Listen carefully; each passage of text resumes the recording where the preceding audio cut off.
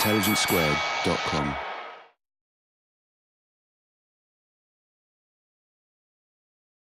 Thank you very much indeed. I'm told I can sit down. I think it's a bit rude, but never mind. Can I say that in one sense, I suppose, the difficulty with any debate is sort of trying to make one's point. What has happened here is I'm the only, it seems to me, disinterested person in this debate because I'm the only person who hasn't got a book to be signed afterwards.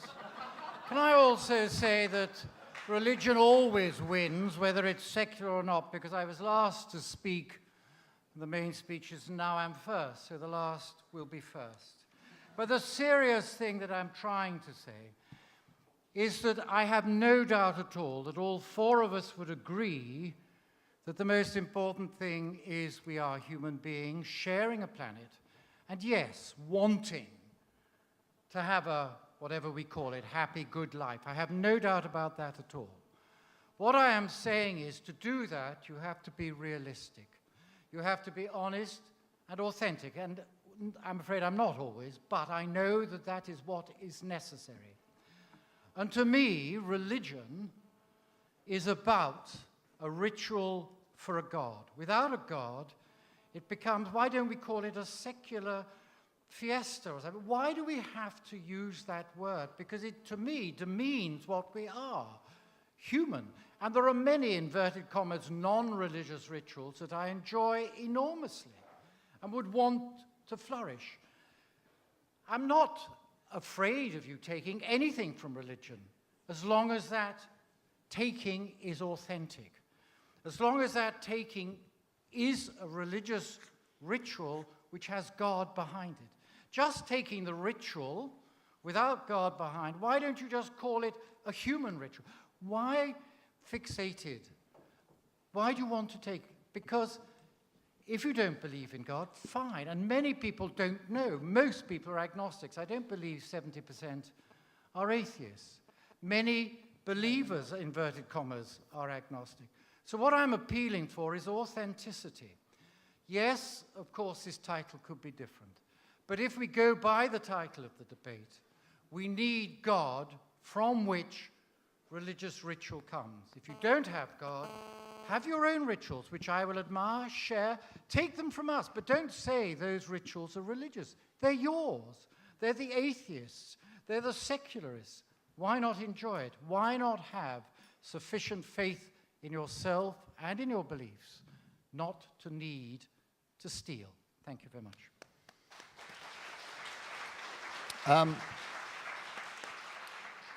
I'd like to reiterate to start with that, I think me and Alan, we're really talking to that 70%, whether they're agnostic or atheist. I'm not interested in converting religious people away from their gods at all. Because what we see is a lack in society, I suppose. And the rituals, I think, that Alan proposes in his book and the things that I think about and the institutions, most of them exist already. We have psychotherapy, we have architecture, we have art, we have a lot of the things that are very close to religion.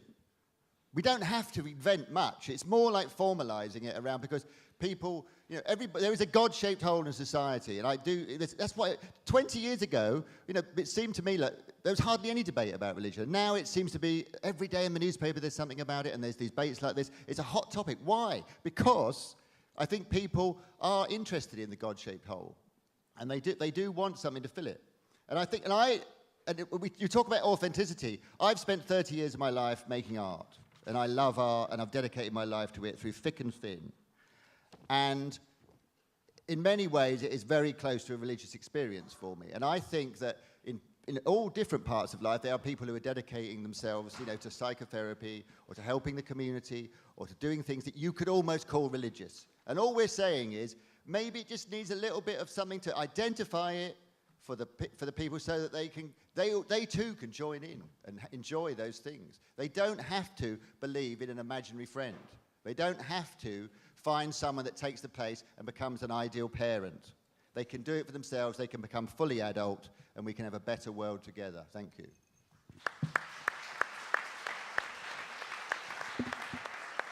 I have to say, I don't know where Alan's got this 70%. Louder.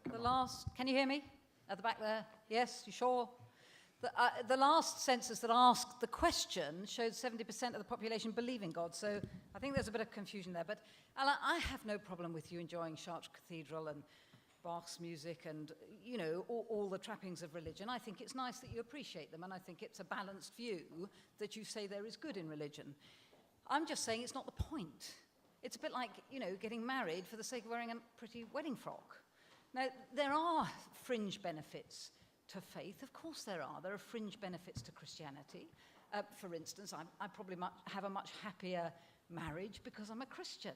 And that's not surprising. If God made me, then his rules are going to make me happy. On the other hand, I probably have a much less successful career than I would have had if I hadn't been a Christian. I don't know. I like to think that anyway.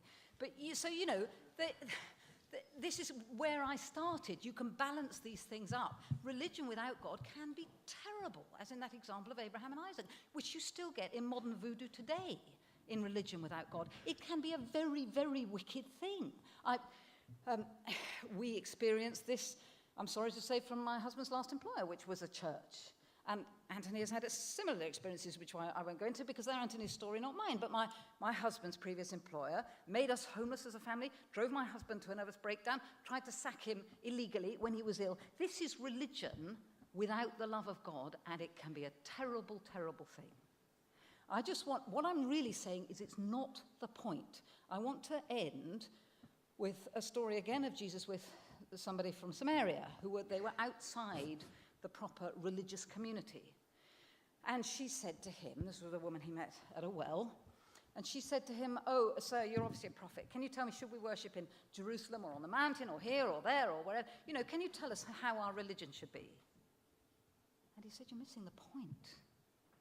I can give you living water that means you'll live forever.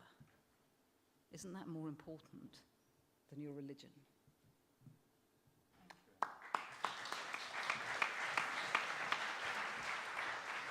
Alain, may I remind you, his book is called Religion for Atheists, and he will be signing it downstairs.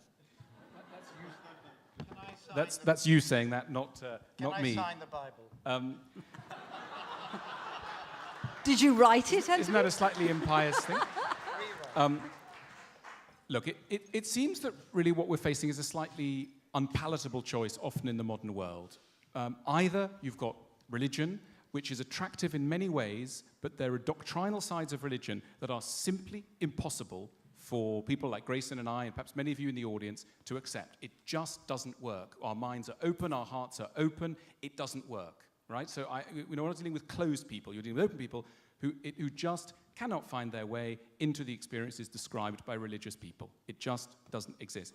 So what's the choice? Either you try and go along with these things, you wait for God to come and visit you, or you're in a kind of wilderness. And the modern world is a wilderness in many ways. There is sometimes, as Grayson suggests, a God-shaped hole, a spiritual emptiness, etc. And what do you do with that? Now, I think what we're suggesting here is that, of course, there are lots of resources that the modern world has: psychotherapy, art, community, science, the pursuit of all kinds of goals have analogies with religious experiences and pursuits. And I think all we're saying is that they can usefully be brought into focus by a study of religion. There are many people who see themselves as atheists or agnostics who take absolutely no interest in religion. And I think what we're saying is, if you took an interest in what the religious people are doing, you will get a new slant on what you're doing and aiming for. It's a refocus. It's not about trying to steal religion or trying to copy religion or start a new religion or anything like that. It's simply trying to redefine what one's already doing with the help of some certain religious examples. Let me also say, as I'm sitting next to one of the greatest creative minds in Britain today, let's be creative. I mean this genuinely. Let's be creative about this topic. We've ended up in this particular place now in 2012. It's not the end of the story. There's plenty more of invention to be done. You know, if many of the rituals of religion were dreamt up today, people would go, that's extraordinary. What, so you eat the biscuit and you sip the wine. It's just extremely odd. And I think that there remains in all of us a fountain of creativity. Let's be inspired by the creativity of religions, but let's not necessarily stay stuck there. And those of you who have seen Grayson's show at the British Museum will see someone in action who is continuing that journey of creativity, which one sees and observes in the history of religious art. So let's be inspired by religion. Let's take our God-shaped whole seriously. But let's not feel that there's this bleak choice that Anthony seems to suggest, that either you accept everything or else you leave the whole topic alone. Thank you.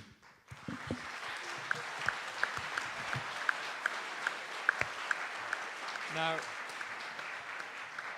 thank you very much, Alan. Now, there seems to be some voting irregularities. I'm not quite sure where the intervention exactly comes from or who it will prejudice. But the result was taken back out of my hands. I think I see some hanging chads in the front rows. Perhaps you can put them up. Yeah. Just can we try and make this an absolutely legitimate vote? And let me ask one question, to take my prerogative as chair and ask you one question.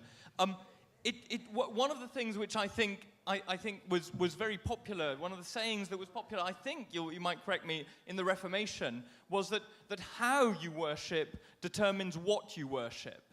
So in other words, the way in which you practice these rituals actually defines the character of God. And this was part of the great argument on this side between Catholics and Protestants, that the way of worshipping determined what it was that you ended up worshipping. If you accept that, and I think you do, Alain, in a sense, how do you decide how to worship?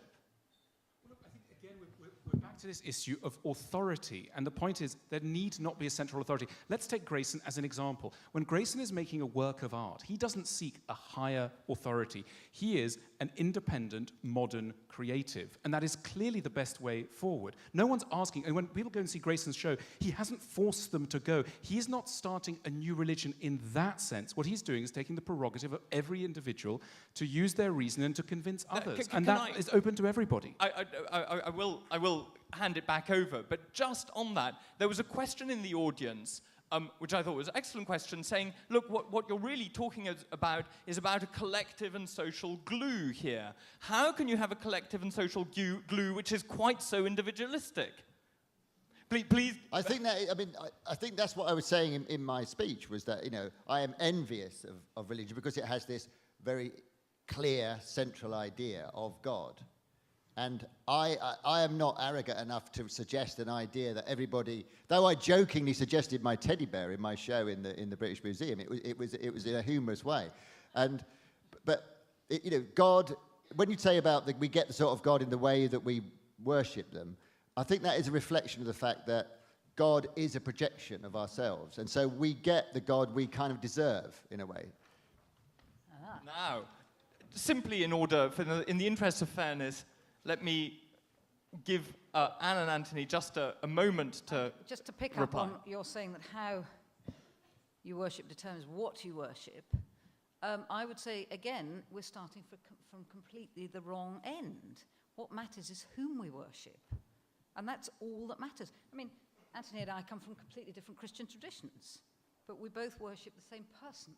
And that gives us a unity which makes the traditions meaningless, doesn't it, Anthony? You worship him in your way, I worship him in his. Right. No, sorry, that'll lose over 30. Thank you, Anthony. You've just completely undermined our entire position. Can I just say, I haven't Lucky the answered this. voting's over A. Well, you did pinch my glasses. Can I just say the authority within Some this people never religion, forgive, you which know. Alain is talking about, what about conscience? Those people going to these religious rituals have to face, as Anne said, their God on their own. They won't be able to get up and say, Canon Law 384 says this, that, and the other. So the real authority is conscience. And that conscience comes from an actual knowledge, very limited, of God speaking to them. Get it wrong sometimes? So. Very, very good. Thank you very much.